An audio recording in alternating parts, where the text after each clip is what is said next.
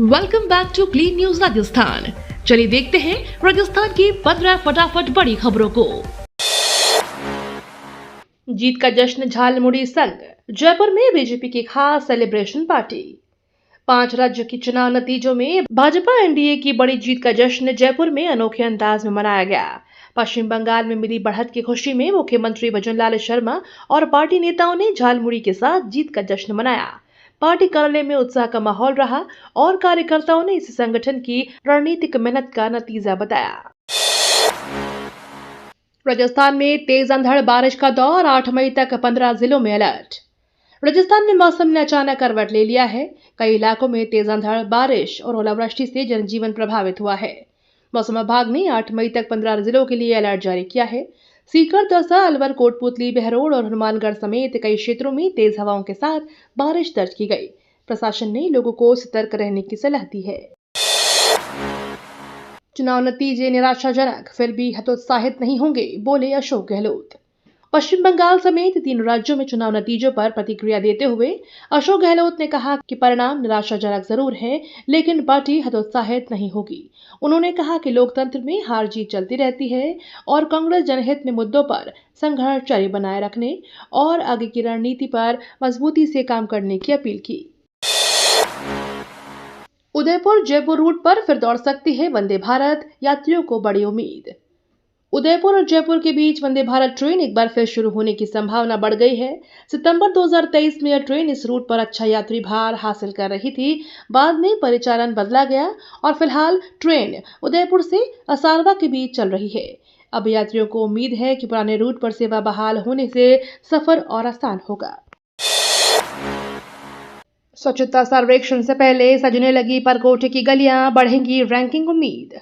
स्वच्छता सर्वेक्षण को देखते हुए शहर के परकोटे की गलियों में साफ सफाई और सौंदर्यीकरण का काम तेज हो गया है।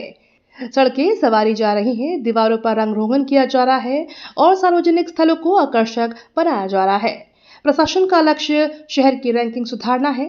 साथ ही उम्मीद है कि बेहतर माहौल से पर्यटकों की आवाजाही भी बढ़ेगी। लोहागढ़ किले की सुजान गंगा अब बनेगी भरतपुर का इवनिंग टूरिज्म हब। भरतपुर के लोहागढ़ किले स्थित सुजान गंगा को इवनिंग टूरिज्म हब के रूप में विकसित किया जा रहा है। यहां जल्द ही म्यूजिकल फाउंटेन शुरू होगा, जहां पानी संगीत की धुन पर थिरकता नजर आएगा। परियोजना का उद्देश्य स्थानीय पर्यटन को बढ़ावा देना और शाम के समय सैलानियों के लिए नया आकर्षण तैयार करना है। प्रशासन को उम्मीद है कि इससे भरतपुर की पर्यटन पहचान और मजबूत होगी। बनास नदी पर बनेगा पुल, 2 लाख लोगों का जयपुर सफर होगा आसान। शिवाड़ क्षेत्र में बनास नदी पर 101 करोड़ रुपए की लागत से नए पुल निर्माण का रास्ता साफ हो गया है। पुल बनने से बरसात के दिनों में बंद रहने वाला मार्ग साल भर चालू रहेगा। इससे आसपास के गांव सहित करीब 2 लाख लोगों को बड़ी राहत मिलेगी। जयपुर तक पहुंच आसान होगी और आवागमन के साथ स्थानीय व्यापार को भी फायदा मिलने की उम्मीद है। राजस्थान को मिलेंगे व्याख्याता, लेकिन 6000 स्कूल फिर रह जाएंगे खाली। वरिष्ठ अध्यापकों की पदोन्नति से राजस्थान के सरकारी स्कूलों को 12,119 व्याख्याता मिलना तय हो गया है। हालांकि पद स्वीकृति के अभाव में करीब 6000 स्कूलों को इसका लाभ नहीं मिल पाएगा। कई विद्यालयों में शिक्षकों की कमी पहले जैसी बनी रहेगी। शिक्षा व्यवस्था सुधारने की उम्मीद के बीच स्थिति सरकार के सामने नई चुनौती बनकर उभरी है। रोडवेज बसों में परीक्षार्थियों की फ्री यात्रा के नियम अब होंगे सख्त। प्रतियोगी परीक्षार्थियों के लिए रोडवेज बसों में मुफ्त यात्रा के नियमों में बदलाव की तैयारी शुरू हो गई है। अब केवल प्रवेश पत्र दिखाकर यात्रा नहीं हो सकेगी। फ्री यात्रा का लाभ लेने के लिए अभ्यर्थियों को पहले ऑनलाइन रजिस्ट्रेशन कराना होगा। रोडवेज का कहना है कि नई व्यवस्था से सुविधा का दुरुपयोग रुकेगा और पात्र उम्मीदवारों को ही लाभ मिल सकेगा। सीकर कलेक्ट्रेट को बम से उड़ाने की धमकी, कोटा से मिला अलर्ट। कोटा कलेक्टर की आधिकारिक ईमेल आईडी पर सीकर कलेक्ट्रेट कार्यालय को बम से उड़ाने की धमकी मिली है। ईमेल तमिल और हिंदी भाषा में भेजा गया था। सूचना मिलते ही प्रशासन और पुलिस अलर्ट मोड पर आ गए। सतर्कता के तौर पर परिसर में सर्च ऑपरेशन चलाया गया। फिलहाल जांच एजेंसियां ईमेल भेजने वाले की पहचान में जुटी हैं। जयपुर में किराएदार सत्यापन नहीं कराने वाले 70 मकान मालिकों पर पुलिस सख्त कार्रवाई। जयपुर में लश्कर आतंकी के 1 साल तक छिपकर रहने के खुलासे के बाद पुलिस ने एरिया डोमिनेशन अभियान तेज कर दिया है। बिना किराएदार सत्यापन मकान देने वाले 70 से ज्यादा मकान मालिकों को हिरासत में लिया गया। कई लोगों पर केस दर्ज कराने की कार्यवाही भी शुरू हुई है। पुलिस ने साफ चेतावनी दी है कि नियम तोड़ने वालों के खिलाफ सख्त कदम लगातार जारी रहेंगे। स्वच्छ सहकार समृद्ध सहकार अभियान से सहकारिता विभाग ने नई पहल शुरू की। सहकारिता विभाग ने स्वच्छ सहकार समृद्ध सहकार अभियान का शुभारंभ किया है। इस अभियान का उद्देश्य सहकारी संस्थाओं में स्वच्छता, पारदर्शिता और बेहतर कार्य संस्कृति को बढ़ावा देना है। विभागीय अधिकारियों ने कहा है कि अभियान के जरिए सहकारिता व्यवस्था को अधिक प्रभावी और जनहितकारी बनाया जाएगा।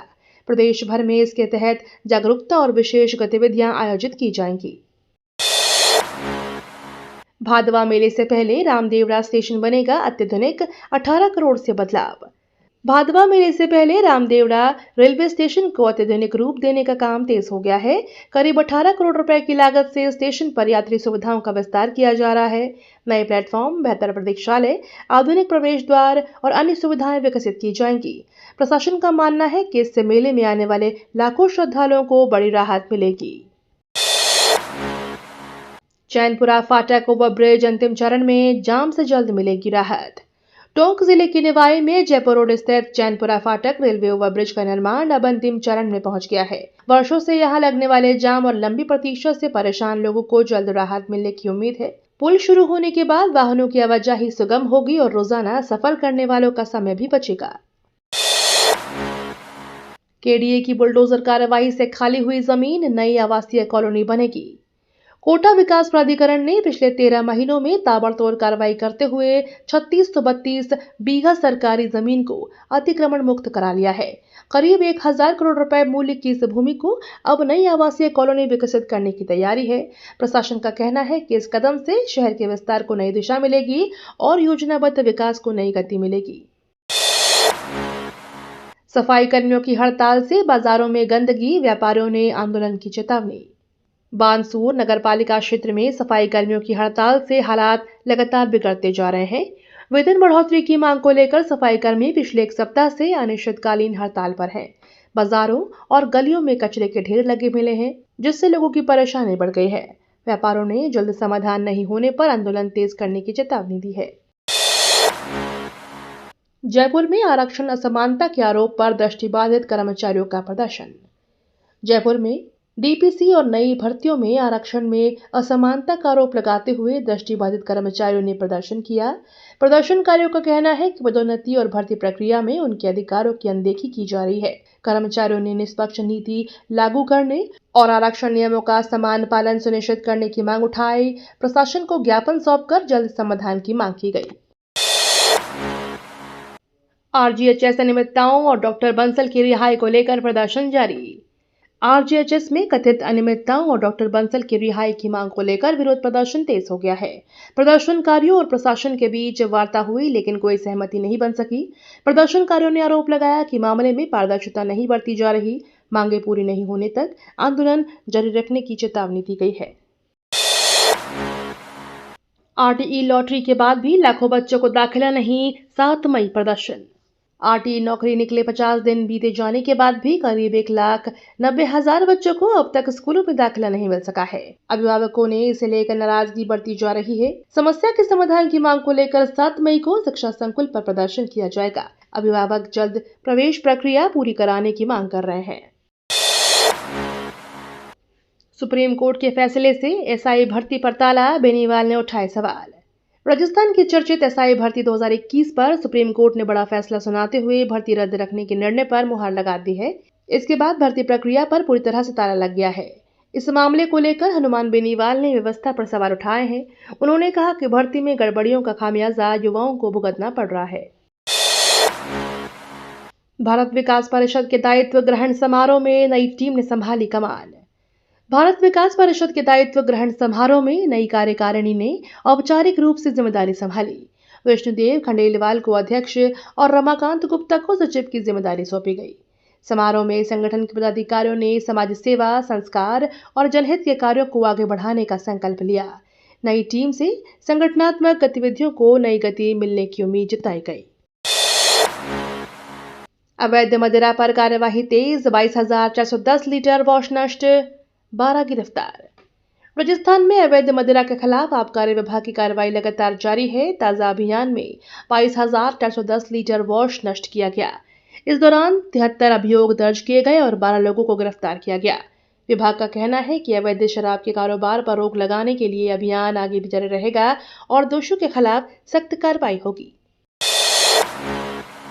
कोटा और बारा बूंदी में निवेश का मौका, रीको करेगा 453 भूखंडों का आवंटन। कोटा और बारा और बूंदी में उद्योग लगाने के इच्छुक निवेशकों के लिए बड़ा अवसर सामने आया है। रीको नई योजना के तहत ई लॉटरी के जरिए 453 औद्योगिक भूखंडों का आवंटन करेगा। नए औद्योगिक क्षेत्रों के विकास से स्थानीय स्तर पर रोजगार के अवसर बढ़ने की उम्मीद है। निवेशकों के लिए आवेदन प्रक्रिया और शर्तों की जानकारी जल्द जारी की जाएगी। मनोहरपुर और दौसा फोरलेन परियोजना पर तेज हलचल, NHAI टीम ने किया सर्वे।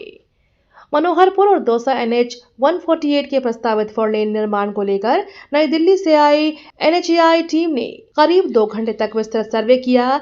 टीम ने सड़क की मौजूदा स्थिति, यातायात दबाव और संभावित निर्माण क्षेत्र का निरीक्षण किया। स्थानीय लोगों को उम्मीद है कि परियोजना को गति मिलने से आवागमन आसान होगा और क्षेत्र के विकास को नई रफ्तार मिलेगी। नाहरगढ़ बायोलॉजिकल पार्क में जन्म के अगले दिन बाघिन चमेली के शावक की मौत। जयपुर के नाहरगढ़ बायोलॉजिकल पार्क से दुखद खबर सामने आई है। बाघिन चमेली ने रविवार को शावक को जन्म दिया था, लेकिन सोमवार को उसकी मौत हो गई। शावक की मौत से वन विभाग और वन्यजीव प्रेमियों में शोक है। पशु चिकित्सकों के मेडिकल बोर्ड की निगरानी में शव का पोस्टमार्टम कराया जाएगा। रिपोर्ट आने के बाद ही शावक की मौत की वास्तविक कारणों का खुलासा हो सकेगा। ये तो थी राजस्थान की बड़ी खबरें। रोजाना सबसे पहले अपडेट पाने के लिए क्लीन न्यूज राजस्थान को अभी सब्सक्राइब करें।